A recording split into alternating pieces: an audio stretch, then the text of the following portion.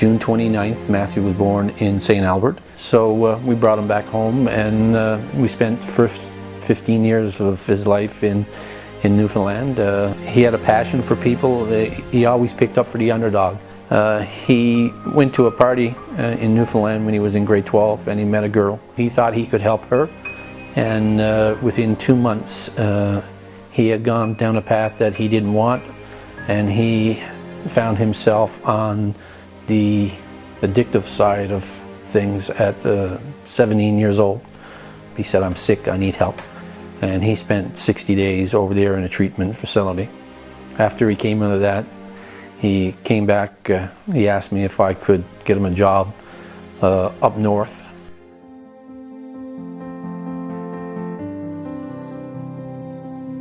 We're told that Matthew was going outside to have a cigarette, and the security guard smelled alcohol on his breath and said that he had slurred speech. We're told that he told his superintendent that I bummed up, I made a mistake. The company that was running the project gave the company that Matthew was working for 1 hour to get him off a site. They packed up his room, and at 12:30 they took him off site to Fort McMurray. He was told that he was terminated, and under the company policy he shouldn't have been terminated, he should have been offered help. Before Matthew was ever taken off a site, like the policies are that you should have been offered an A&D test. He wasn't offered an A&D test. There's a paramedic on site. He wasn't taken to see a paramedic to see if he was well enough to be taken off site in the intoxicated state that he was in. None of those things were offered to Matthew. So my concern is the frame of mind that he left site in, because he texted one of his friends when he was in the pickup on the way into Fort McMurray, and the only words he said, "I'm canned."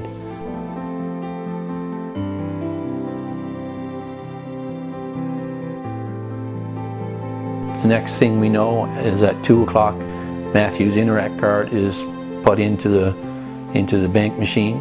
They can see that Matthew is in the back seat of the truck. There's a conversation. I guess Matthew wouldn't give up his PIN number. The RCMP told us they've actually robbed him. They took his wallet, took his cell phone. He had no identification on him. They said that he freaked out in the truck. I guess he realized what was coming down, because the RCMP told us that this stuff, when it usually happens, they're taken out in rural parts of northern Alberta where they can't be found. He got out of the truck. He ran right towards the construction site. Where he ducked into, it looked like a dark room or a closet, so they were assuming that he was ducking in there to hide. There was one piece of 2x4 across the shaft, so he ducked in there, and what it was an open elevator shaft that he fell down 4 floors. The RCMP told us they almost lost one of their members in the same spot. The only thing that stopped him was he had the dog, and the dog wouldn't let him make the next step, or he would have fell in the same spot. Matthew was found at 411 on the bottom of an elevator shaft, and he was pronounced dead at the scene. Not one person asked Matthew. He worked with the company for 3 years, and they're like, "Matthew, this is out of character for you. Have you ever been in treatment before? Do you have addiction problems?" No, not one person asked that question. They weren't concerned about that. Their biggest concern was, "Hey, I got a problem. Let's get it off site so the problem is gone." If he was a diabetic, they would have taken him right over to see the paramedic, and they would have probably even got an ambulance to take him to the hospital.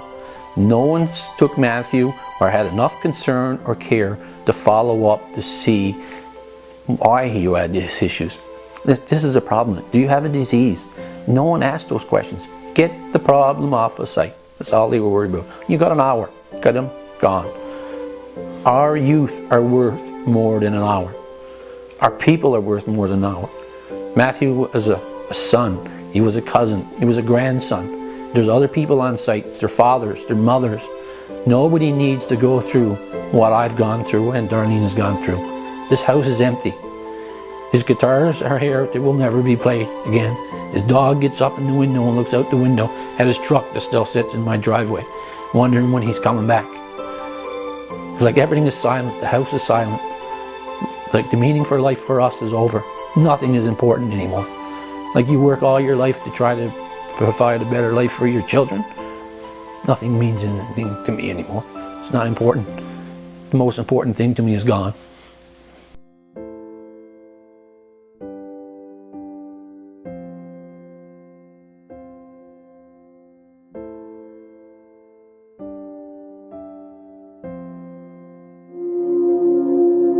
one of the reasons why this particular case hit me so close to home is because literally it was close to my home. I had, not only was Bob a good friend of mine, but Matthew's death occurred within blocks of my home because I live in Fort McMurray. And I recall the morning after, it would happen on Saturday night, the next workday that I drove to work, there were still police cars that I drove right by on my way to work.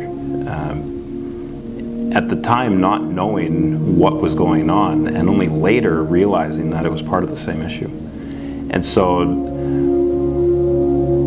for me to experience it with the personal connection with Bob, and the fact that it happened blocks from my home, to a member of ours, it was just unacceptable. And I made a promise that day that we cannot let it happen again without doing everything within our control to confront this issue. Here's a young guy, one of our members, who is struggling with alcoholism, the disease of addiction, and yet young and working a program, had a slip up, and he shows up to site and he's not doing well that night. But it's preventable. If it could have just been managed in a medical way, in a treatment way, Matthew'd still be with us. It was a mix of just overwhelming sadness for Bob and Darlene, but an incredible sense of anger and of frustration that it has happened again, and questioning whether we had done everything possible, everything within our control to ensure that it didn't happen. And to be honest, I can't say that we did. I think that events like this are the result of a failure in the system, and that's the end result of it. You feel sadness, you mourn the loss of someone who's passed way too early, but it's a call to action, and it's a moment where you are forced to confront our role in this, and to ask, hey, what is it that we can do today on behalf of all of our members to make sure that Matthew's story is the last one like it? I want our members and our work sites and the management there to think differently about this disease of addiction. I want us to recognize that if we could see someone who's struggling with cancer or struggling with heart disease or diabetes as requiring treatment when they're having a hard time with their disease management, we have to think the same way about substance abuse. When we do that, I think we're going to see so much shift in how we do business around substance abuse at site. First and foremost, we have to destigmatize the issue of addictions. I've spent countless days in trailers, and I know firsthand that most people will deny that there's a problem in the first place, and not only will they deny it, but they will attach this negative stigma to people that they may think or they've heard of struggling with addictions.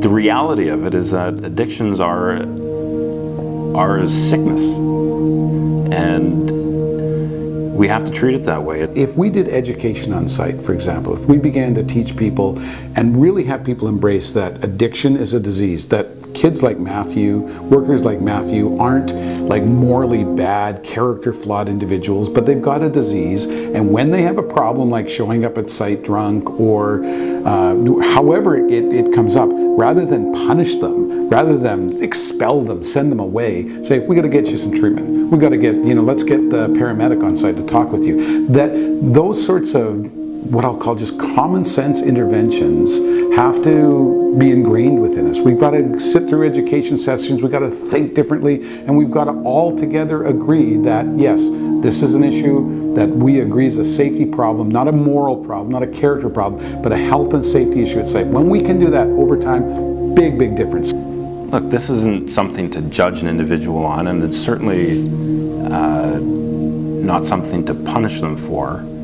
The real answer lies in understanding the nature of what that individual is struggling with and offering help to address the root problem of the addiction, which is a similar approach that you would take to treating any other sickness. If we don't start talking openly about this, then the stigma will stay in place. Like I said, a little bit of this collusion of this deadly silence, and we'll make no progress. We've all got to agree together that this is a societal problem. This is an issue that we face from management down to worker, all through a work site, in an industry or anywhere in the working class of Canada. When we begin to start talking about that, we will see some shifts in this issue. Don't poke fun of people if you think they got a problem, because it's a disease just like any other disease, just like diabetes, heart disease, anything. These addicts don't want to be addicts. My son tried for years to beat this, and every day he didn't want it. All I want is for your co-workers, your friends, like if you see somebody struggling, ask them if they need help. There's all kinds of treatments out there, and if you're just willing to come forward and say, hey, I need the help, take it. Because I don't want another family to go through the pain and agony that myself and Darlene are feeling. And if you see somebody struggling, open your eyes and do what you can to help.